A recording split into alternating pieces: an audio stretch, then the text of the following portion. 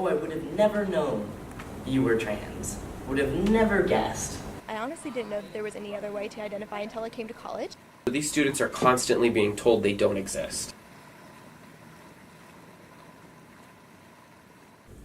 Students, I think, come to Mizzou, and this is not all students, of course, but there could be students who come to Mizzou who have never had experiences or have never been exposed to things or identities or topics within the LGBTQ community. And so that's where I sort of see my role is, okay, how can I create a space for that student so we can make sure that that student leaves here with a Mizzou degree and is able to have that multicultural competence to be able to have that conversation. This year, what we really did was started to be thoughtful about, okay, like, what does the community need and how are we empowering that community to plan it? And so they've been working since August to plan this. This week has been successful in creating space for students to be able to find community, for them to be able to try to educate the campus about the challenges that they face on this campus, and also just to kind of celebrate each other and love each other. There you go, my dear. Thank you. Of course. I'm going to have you sort of read through these, and if you have questions, just let me know.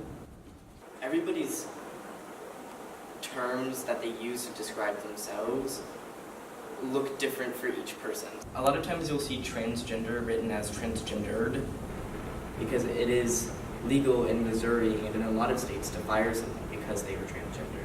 I see myself as a trans man, and my definition as a trans man may be different than like a trans man that's sitting right next to me. And then sometimes you'll see a transgender finish through with a transgender person.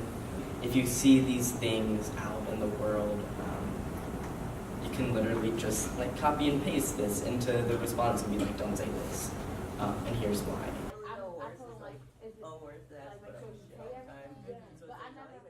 It's hard because I can't speak for like the whole community, and that's an important thing that we talk about a lot. But I think that some common patterns or things that I see is like this idea of people not being believed about who they are. So we know who we are. Like as an individual, I know myself better than anyone else. And so when I share that, a part of my identity with someone, and the first response is a question in a way that tells me like they don't believe me, that's challenging because that continues to happen over and over. Just listen to people, listen to what they're telling you about their lives and their experiences, because if you haven't gone through something, it can be really hard to understand. Like someone comes out of bisexual and it's like, well, you're dating a guy, doesn't that mean you're gay? And it's like, well, I just told you what I am, so why don't you just listen to me? The pronouns that they want, but it's always better to ask. We see people and the way they express themselves, and we sort of assign them things when we shouldn't be doing that. We should allow people to sort of self-narrate their lives and their bodies and their identities. To be a good ally, I think you need to want, like, to put forward the effort to, learn and go to things and educate yourself. I hear from students who are still learning more about their identity, and so there's this pressure to, like, if you come out, like, so I'm coming out of the closet and here's all my identities and use these names and pronouns to talk to me and these things, and that's not the case for everyone. It's not one grand epiphany. It's a process and a journey. And so I think that those two ideas of both believing people but also not expecting people to have it figured out completely, and to just kind of let people know, like, thanks for sharing with me.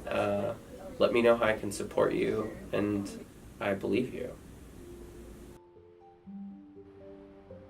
Trans Day of Remembrance, which is an event where we honor and recognize the lives that we have lost in the last year due to transphobic violence. We're able to come together and, really be vulnerable and talk about, like, they're still facing violence, and it's hard and it's challenging, but sometimes we have to sort of stare it in the face and be vulnerable with each other so that we can have that community, we can show that love for each other. With that, let us have a moment of vulnerability. Let us have a moment of thought, reflection, and remembrance. I'm sorry.